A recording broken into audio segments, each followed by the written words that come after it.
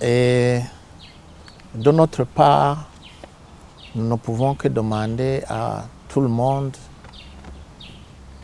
de respecter un principe qui est cher à beaucoup de sociétés. Parce que s'il y a des brutalités à gauche, à droite, c'est parce que les gens ne prennent pas la peine d'écouter les uns les autres. Il faut le dialogue, toujours. Il faut avoir une capacité d'écoute, surtout si vous êtes un dirigeant. Si vous vous imposez ou vous imposez votre point de vue sans convaincre. Ce que vous subissez plus tard, c'est que les gens ils vont vous cacher ce qu'ils vont faire. Et vous ne pourrez que voir ce qu'ils auront fait. Et quelquefois, c'est trop tard. Alors, aujourd'hui, ce que nous devons faire, c'est de conseiller les gens à ce qu'ils exercent partout où ils sont ce principe de dialogue, qui est consacré même par l'accord d'Arusha comme étant une voie pour résoudre tous les problèmes. Parce qu'il ne faut pas se faire des illusions. Nous ne sommes pas une société extraterrestre. Nous avons tous les défauts comme les autres sociétés. Et en sachant bien qu'après nous viendront d'autres qui devront continuer sur cette voie, mais qui devront aussi s'ajuster par rapport à l'évolution de la société dans laquelle ils seront. Quand nous sommes entrés dans la période des coups d'État, les gens ont compris à la suite des différents coups d'État que ce n'est pas la bonne manière d'accéder au pouvoir. Et ceux qui avaient envie d'accéder au pouvoir et qui n'avaient pas d'armes, ils estimaient qu'il fallait les écouter. Ils estimaient qu'il fallait qu'eux aussi donnent leur contribution en choisissant ceux qui devraient les diriger demain. On avait déjà changé de type de société et on avait évolué. Maintenant, nous sommes là, au sein de cette démocratie. Il faut que maintenant on la soigne. Et c'est le mot d'ordre qu'il faut donner aux différents dirigeants politiques aujourd'hui, parce que c'est la seule façon, non seulement de se stabiliser, mais aussi de stabiliser le pays. Monsieur le Président, avec l'accord d'Arusha, on vous voit occuper des postes à la tête de l'État, vice-président de la République, président de la République. Oui. Comment, d'abord, vous avez pu être vice-président de la République, alors que Jean Minani était président du Front Debout? On dit qu'il y avait d'autres ténors qui pouvaient être vice-président. De toute façon, il n'y avait qu'une seule place. Il fallait qu'elle soit occupée par une personne. Ce fut moi. Maintenant, est-ce que j'ai démérité? Je ne sais pas. Mais en tout état de cause, vous savez comment ça a marché. Arusha était une nécessité absolue. Après le coup d'État de Buyoya en 1997, il fallait que nous trouvions une solution parce que d'abord Buyoya, il estimait que le Front Debout ne voulait pas de lui, ce qui était légitime d'ailleurs. Et deuxièmement, Arusha, qui devait englober non seulement le Front Debout, mais les autres formations politiques de l'opposition, y compris la rébellion armée, ne pouvait conclure que sa condamnation. Surtout qu'il y avait beaucoup de voix qui estimaient que Buyoya n'était pas très éloigné du coup d'État contre le président Dadaye. Alors, à cette époque là-bas, après les rencontres et les négociations que le président Ntibantunganya avait menées à Mwanza, et où il avait pu convaincre la communauté internationale sur la nécessité d'organiser des élections, plutôt des négociations inclusives, il fallait que l'État y aille. Et je crois que le président Buyoya ne voulait pas, avec son équipe, il ne voulait pas. Je me souviens que le président Nyerere a envoyé à plusieurs reprises une délégation. On a passé toute une année comme ça. Alors, finalement, nos investigations nous ont indiqué que pour y aller, il fallait qu'on accompagne le président Buyoya. Et nous nous sommes fait taper sur les doigts par ceux qui avaient opté pour la confrontation armée, je veux dire le CNDD. Et ils estimaient qu'il fallait qu'on les laisse continuer la guerre. Mais vous savez, les militaires, ils sont tous les mêmes. Ils croient toujours qu'ils vont gagner. Mais ils se soucient très peu des morts d'habitude. Nous voyons ce qui se passait dans Bujumbura, les gens qui mouraient tous les jours. Nous voyons la précarité de la situation économique de nos populations. Parce que, à un certain moment, vous savez, le Burundi était l'objet d'un embargo. Alors, nous avons estimé que la meilleure manière de l'accompagner, c'était de le convaincre d'aller à Arusha et que nous y allions avec lui. C'est de là qu'est venue l'idée du partenariat politique intérieur. Je sais bien que cela n'a pas été accepté par tout le monde, et moi je suis témoin parce que j'ai été convaincre nos compatriotes en Suisse, en Belgique, en France, en Allemagne. C'était pas de la mer à boire. Hein? Alors, nous sommes allés à Arusha et nous avons été contents que Arusha soit organisé de telle sorte que tous les acteurs politiques et même militaires y participent. Que le gouvernement, que l'Assemblée nationale soient invités, les anciens chefs d'État également. C'était très difficile au départ, parce que les gens ne se parlaient pas. Je me souviens d'ailleurs une fois, quand nous étions à Arusha, préalablement même en Suisse, il a été organisé une rencontre là-bas. Les gens qui avaient pris les armes estimaient qu'au Frodebo, nous étions des traîtres. Je me souviens que quand nous parlions de la nature du conflit, il fallait que les Hutus expliquent quelle est la nature de leur conflit au niveau de notre société. Il fallait également que l'UPRONA fasse la même chose, tous les partis politiques. Alors, nous avions préparé un bon texte, un grand texte. Quoique moi, si j'ai bon souvenir, c'était environ 35 pages que nous avions préparées. Que Minani, le président Minani devait lire. Et nous avons préparé ça longtemps. Ça nous a pris, je crois, un mois. Et je me souviens, à l'issue de cela, à la sortie, certains de nos compatriotes disaient « Atibash, au moins, aujourd'hui, nous avons exprimé, informé la communauté internationale de quoi nous avons souffert depuis l'indépendance jusqu'à aujourd'hui. Au moins aujourd'hui, ils savent qui est à la base de notre malheur. » Ils étaient soulagés. Alors finalement, quand on est sorti, on s'est posé des questions. Et la veille, ils disaient, mais ce que vous avez dit là, vous y croyez sérieusement? Et nous disions, mais nous y croyons comme nous vous voyons. Alors si vous y croyez vraiment, c'est très malheureux. Nous, le lendemain, nous leur avons posé la même question. Si réellement ils croyaient que, donc ce qu'ils disaient, s'ils y croyaient réellement, ils ont dit oui. Alors on a commencé à se poser des questions et nous dire, mais finalement, il faut qu'on sache exactement quel est leur état d'âme. Alors on a commencé à dialoguer autour de tout cela.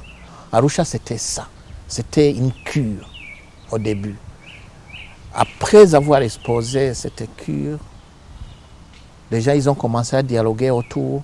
Et avec ça, nous avons trouvé les différents secteurs qui sont la base de notre conflit, à savoir les régimes qui nous gouvernent, à savoir le système de paix et de sécurité, à savoir le développement économique et social.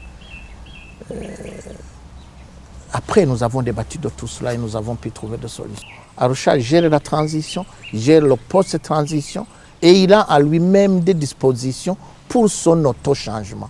Mais il faut d'abord parvenir à asseoir la base de confiance et de dialogue qui peut nous permettre de dialoguer sur les changements à mettre dans cette constitution pour changer certaines choses qui nous gouvernent aujourd'hui, parce qu'il faut le dire, nous n'allons pas rester dans la période de 1998-2000, même à l'an 2020. Monsieur le Président, quand vous êtes vice-président de la République, comment avez-vous collaboré avec le président Buyoya? Très facilement, très facilement. D'abord, quand Arusha a décidé que je sois son vice-président, on ne lui a pas demandé son avis. Et je crois que nous aussi, quand la médiation a décidé que Buyoya allait diriger la première période de transition, cela a été un compromis. Un compromis parce que la plupart des gens ne voulaient pas de Buyoya, que ce soit chez les Tutsis, que ce soit chez les Hutus. Moi-même, je sais qu'avec mon passé, etc., la plupart des gens ne voulaient pas me voir. Mais il a fallu obtenir des compromis. Je crois que cela a été un compromis qui nous a été exigé par la médiation. Il fallait qu'on s'y fasse. Alors, travailler avec Buyoya, ça fait facile. Comment ça fait facile? Quand nous avons tenu notre première réunion à la présidence, moi j'ai eu l'audace de lui dire, Monsieur le Président de la République, vous voyez, vous êtes là comme président de la République, peut-être sans que je sois d'accord. Peut-être que cela n'était pas mon souhait. Moi aussi, je suis là comme vice-président, peut-être que ce n'était pas ton souhait. Mais je suis là, tu es là. Et deux, vous êtes là, soi-disant, pour représenter les Tutsis. Moi, je suis là, soi-disant, pour représenter les Hutus. Mais moi, je suis convaincu que nous représentons le Burundi. Alors, je dis, alors, il y a une seule façon de travailler. C'est que nous nous mettons dans la tête que nous allons travailler pour le Burundi. Et pour y arriver, nous avons besoin de gagner la confiance l'un l'autre. S'il vous plaît, Monsieur le Président, soyez sincères envers moi. Si vous me trompez, de toutes les façons, dans les institutions, je trouverai une façon de savoir la vérité. Moi, si je fais pareil, vous allez à coup sûr le découvrir. Et cela va créer un mauvais précédent au niveau de nos relations, alors que nous devons prêcher par l'exemple. Alors, disons-nous la vérité. Si vous avez des problèmes chez les Tutsis, appelez-moi. Moi, je vais leur dire ce que pensent les Hutus. Et si moi j'ai des problèmes, je vais t'appeler. Ça, c'était au niveau des principes. Et nous avons été d'accord. Alors, à partir de ce moment, franchement, nous nous rencontrions 2 fois le matin, 2 fois après-midi. Personne ne décidait sans l'autre. Puis après, c'était devenu un peu trop, parce que je devais monter tout le temps, j'avais plus le temps de travailler, etc. Puis on commençait à savoir les méthodologies l'un et l'autre. Puis nous avons dit, écoutez, nous adoptons les principes. Et puis, nous avons distribué le travail, les responsabilités. On m'a donné quelques responsabilités, mais nous nous sommes dit, avant de prendre la décision, vous me téléphonez, vous me dites. Bon, on a commencé à travailler comme ça. Et à partir de ce moment, nous avons commencé à nous voir une fois le matin, une fois après-midi, puis une fois par jour. Si bien que, franchement, pendant tout le temps que j'ai travaillé avec eux, nous n'avons jamais eu une altercation quelconque. La seule tâche qui nous a pris énormément de temps, c'était la mise en place des administrateurs. Non pas à cause de nous deux, mais parce qu'il fallait que nous impliquions les organisations originaires de ces provinces et de ces communes là-bas. Alors vous voyez, les gens discutaient, se mettre d'accord, c'était un calvaire. Buyoya et moi, nous n'avons eu aucun problème. Ce que je dirais seulement, c'est que nous avons été sincères. Moi, je me souviens un jour, il me dit, Monsieur le Président, le vice-président, pardon, est-ce que vous savez que dans 18 mois, c'est vous qui allez assumer la présidence? Je dis oui. Alors pourquoi est-ce que vous n'allez pas voir les militaires pour les rassurer? Elle dit, c'est toi qui me dis ça. Oui. Je dis, mais vous me dites que vous allez voir les militaires, vous passez à l'état-major pratiquement tous les jours. Vous êtes militaire. Et vous croyez que moi je vais aller les voir comme ça? Quel est le vocabulaire que je vais leur dire? Il m'a dit, qu'est-ce que tu veux que je fasse? Il faut me prendre avec, ce que je lui ai dit. Il a compris.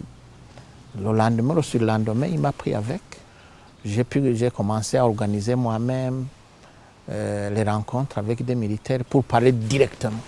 Et je crois que j'ai pu expliquer beaucoup plus les préoccupations du côté G7. Et c'était nécessaire. J'ai pu avoir les réactions des militaires, des officiers qui me disaient, mais maintenant c'est clair. Je crois que c'est cet état d'esprit qui nous a animés et qui a même fait qu'à un certain moment, les militaires ont eu beaucoup confiance. Je dirais encore une fois, je me souviens, à l'issue de 2 mois, c'était le 3e mois, je me suis dit, mais si moi je dois continuer à être vice-président, futur président, il faut que je sache ce que pensent les militaires. J'ai organisé une rencontre à la vice-présidence où j'ai appelé tous les généraux. Je me souviens, ils étaient 11. Et je les ai invités, c'était 17h, ils sont venus à 18h. Mais j'avais une préoccupation. C'était quelle est leur lecture de moi. En tant que futur président, sans être sûr que au moins la communication passe. Alors, quand ils sont arrivés chez moi, je dis, bon, écoutez, monsieur le ministre, chef d'état-major, généraux, maintenant vous êtes chez moi. Je sais bien que chaque fois que nous allions chez le président Buyoya, vous buviez de l'eau. Je dis, ici, chez moi, il n'y a pas d'eau, sauf pour celui qui a une prescription médicale. 2, j'ai dit, vous êtes ministre, vous êtes chef d'état-major, les autres sont des généraux, mettez vos grades de côté. Et 3, j'ai dit, vos montres, renversez-les. Parce qu'ici, on va parler terre à terre. Alors, j'ai commencé. On a servi, on a bu la chope, etc. Évidemment, le chef d'état-major, il boit que de l'eau. Celui-là, il a été gracié, mais les autres, on a trinqué. Puis, j'ai posé une question, voilà. Moi, ça fait presque 3 mois que nous travaillons ensemble. Moi, si j'ai accepté d'être vice-président et futur président, c'était à condition que nous émettions sur la même longueur d'onde.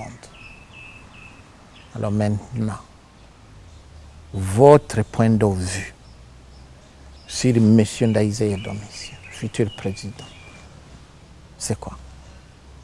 J'ai dit, soyez francs, parce que si vous n'êtes pas franc, je le découvrirai.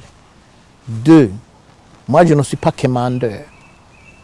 Si vous trouvez que ça ne va pas, je suis prêt à retourner, à reprendre mon tournevis et, si nécessaire, rentrer à Kayanza. Bon, ils ont été d'accord avec tout ce que j'avais dit, alors ils m'ont dit franchement, toutes les sorties que vous avez organisées, vous avez vu qu'il y avait un militaire qui prenait le son. Avec, c'était un enregistreur spécial à bande là-bas. Et partout où vous avez été, il y en avait un. Vous savez, après votre descente, on mettait ça chez nous dans une cellule pour écouter, analyser. Et nous vous avons bien écouté. Et nous avons trouvé premièrement que vous êtes constant. Deuxièmement, que vous êtes franc. Et troisièmement, même si vous avez envie de faire un malheur à quelqu'un, vous le lui direz, vous le ferez.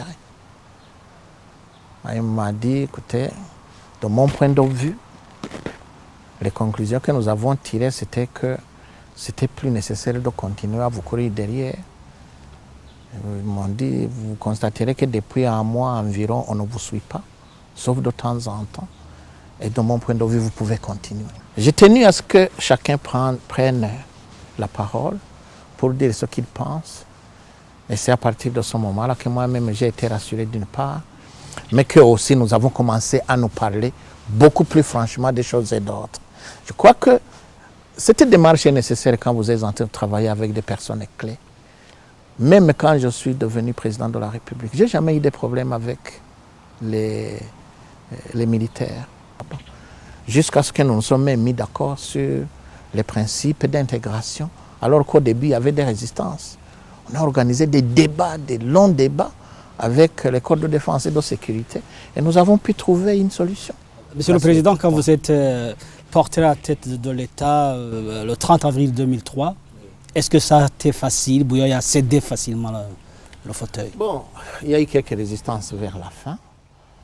De sa part? Non, non, pas de la part de Buyoya, de la part de son entourage qui a voulu qu'il continue, prétextant que dans les domiciens Hutu, il va beaucoup plus collaborer avec les rebelles, étant donné qu'effectivement, il n'y avait pas encore eu conclusion dans ce cessez-le-feu permanent. Et je dois vous avouer que j'étais choqué. J'étais choqué parce que j'avais plutôt eu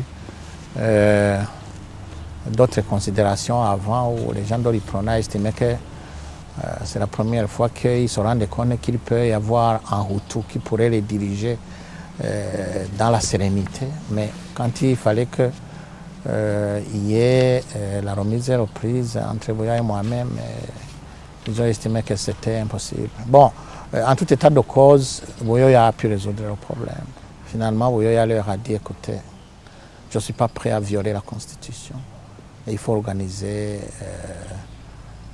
que je remette le bâton de commandement d'Aïzer au 30 avril. Et quant à cette inquiétude, nous y avons trouvé solution, c'est-à-dire que nous avons accepté que le vice-président sera associé aux différentes négociations qui auront lieu pour que lui-même puisse rassurer les autres. Bon, c'est ce que nous avons essayé de faire, bien que le président Kadege ne m'a pas facilité la tâche. Justement, le degré de collaboration avec le camp... je dois dire qu'il avait une conviction tout à fait contraire au principe de l'accord d'Arusha, parce que le président Kadege estimait que nous devons tenir en considération les appartenances politico-ethniques, soit disant que les Hutus ont leur manière de réfléchir, les Tutsis leur manière de réfléchir, que les différents partis politiques d'obédience et Tutsis, à savoir le G10, avaient une vision tout à fait autre de cette démocratie. Et que nous, au niveau des Hutus, nous avions une autre vision. Alors, c'est à cause de ça que j'ai organisé la fameuse rencontre à l'ENA entre les partis politiques sur le projet de constitution. D'abord, nous avons élaboré ce projet. Nous l'avons envoyé à tous les partis politiques. Tous les partis politiques nous ont envoyé leurs remarques, leurs considérations. Puis nous avons aligné tout cela, article par article, et nous avons discuté de cela à l'école normale d'administration. J'étais accompagné du vice-président Kadege, du président actuel qui était ministre d'État. Et j'ai demandé au président Kadege qu'il convainque ces Tutsis de cette vision. Et s'il arrivait réellement à les convaincre, j'allais organiser un débat national. C'est de là d'ailleurs qu'est venue la fameuse considération d'Imperekezo, qui finalement, les accompagnateurs qui n'ont pas servi beaucoup sa vision. Lui, plutôt que de se rendre compte de cela, il a continué plutôt à vouloir imposer une constitution qui n'était pas consensuelle, d'où j'ai dû prendre des décisions assez dures de l'écarter. Parce que sinon, on allait assister à une certaine confrontation politique et pourquoi pas physique ici au Burundi. Vous avez été un président fort à cet instant. Qu'est-ce qui vous rendait fort, monsieur le président? Ce n'est pas une question de force, c'est une question de conviction. De toutes les façons, j'avais un devoir issu de l'accord d'Arusha. C'était négocier le cessez-le-feu. Et là, personne ne pouvait m'en empêcher. J'étais soutenu non seulement par les Burundis, mais aussi par la communauté, la sous-région et la communauté internationale. 2, il fallait que j'organise les élections. Et j'étais limité dans le temps. Alors, qu'est-ce qui pouvait m'en empêcher? Sauf celui qui voulait que je fasse un coup d'État et que je continue à diriger le Burundi malgré les accords d'Arusha. Et ça, je ne pouvais pas accepter. Alors, ce qui m'a rendu fort, c'est cette loi. La longue palabre d'Arusha devait s'accompagner de négociations avec les groupes armés. Cet aspect, vous ne vous êtes pas encore beaucoup exprimé là-dessus en profondeur. Votre prédécesseur, le major Pierre Buyoya, dont vous avez été vice-président, a conduit ce processus. Vous étiez là, vous l'avez probablement aidé et vous avez pris la relève.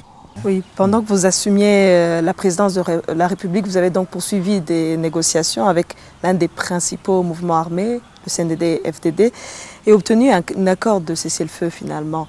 Quelle était votre stratégie pour arracher cet accord?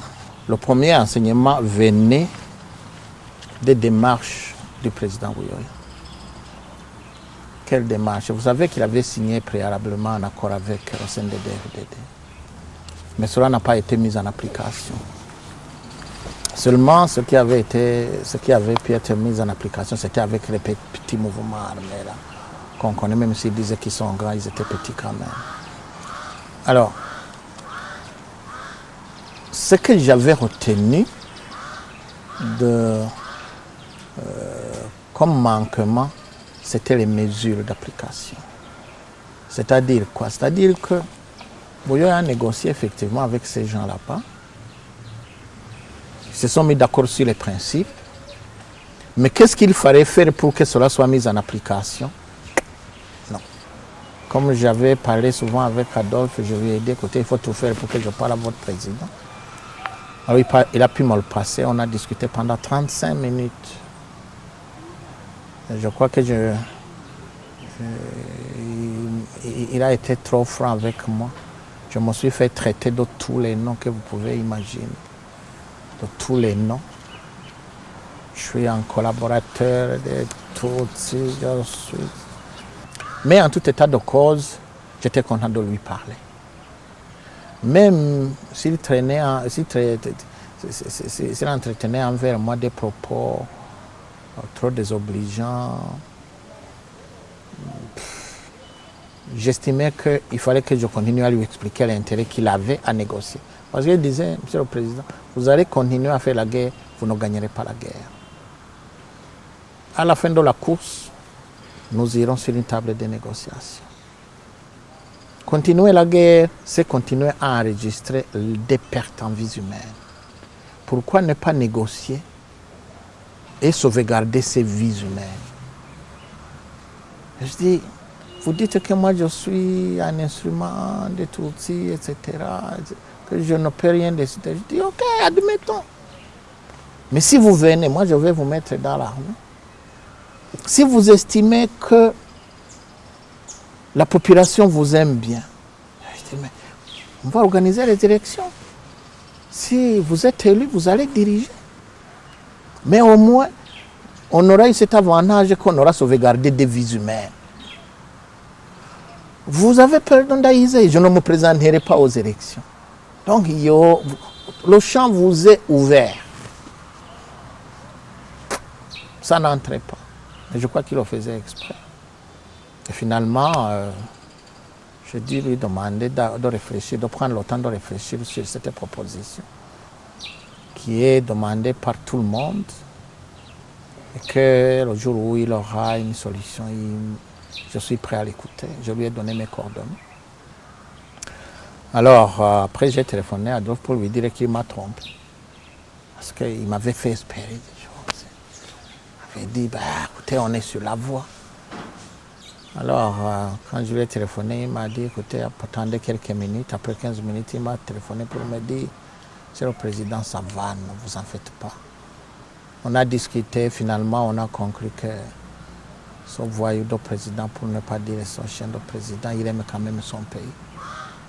Alors, moi, j'ai dit, c'est ça qu'il me fallait. Il aime son pays. Donc, on peut négocier. Et à partir de ce moment, la décision de négocier a été prise de leur côté. Et je sais que j'ai eu des communications dans ce sens. Et peu après, on a commencé les négociations. Et ça a été rapide. Ce qui m'a beaucoup intéressé, c'est effectivement que nous avons pris sur place en Afrique du Sud ces mesures d'accompagnement. Après avoir signé, j'ai dit, maintenant, il faut que les Burundais trouvent des dividendes de tous ces efforts que nous sommes en train de faire ici. Alors j'ai dit, vous avez toute une série de commandants de région, moi j'en ai. Toi, tu vas me donner les numéros de ces gens là-bas, moi je vais te donner les numéros de mes gens là-bas. Et vous allez leur dire de communiquer avec leurs collègues. Moi, je vais faire la même chose. Et s'ils ont des problèmes localement, ils doivent les résoudre. S'ils n'arrivent pas à les résoudre, alors on nous contacte et nous allons trouver une solution. Mais je suis sûr qu'ils vont trouver des solutions. Deux, première chose, interdit de se tirer dessus. Et c'est ce qui a été mis en application. On comprend qu'il y a eu certaines difficultés, mais vous parvenez tout de même à un accord. Mais Monsieur le Président, par contre, le FNL vous a donné du fil à retordre. Pourquoi? Le FNL a fait ses problèmes d'organisation interne. Moi, ce fut ma conclusion. Pourquoi? Parce que j'ai fait beaucoup de démarches envers le FNL. C'était d'ailleurs plus facile, si vous voulez. Peut-être c'était très difficile d'atteindre Agathon, mais les gens qui gravotaient autour de lui, Kenneth Jacques par exemple, c'était un ami d'école, je pouvais lui téléphoner, lui parler. La bonne rencontre que j'ai eue, c'est celle qui a eu à Dar es Salaam, je crois que c'était le 15 ou le 5 mai 2005 malheureusement, où j'ai pu rencontrer Agathon et où nous avons eu de bons échanges quand même, et où lui-même a manifesté un certain engagement à vouloir mettre un terme à cette confrontation armée. Mais vous voyez, on était près des élections et lui, il lui fallait beaucoup plus de temps. Il réclamait 3 mois. Moi, je disais 3 mois c'est impossible, 3 mois je serais parti.